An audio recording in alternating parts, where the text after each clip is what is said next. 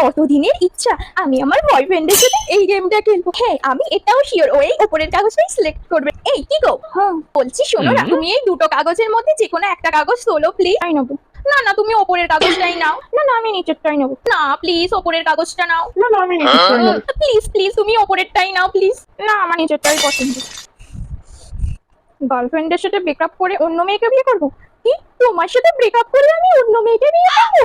শালা কুত্তা, কতবার বললো মুখ করে একটা তুললো না, আমার কথা আর কানে যায় না। রেডি তো তুমি? আমি কিন্তু আবার আসছি, জানো তো কোনটা তুলতে হবে? নাও তোলো। আমি তোমাকে বিয়ে করবো।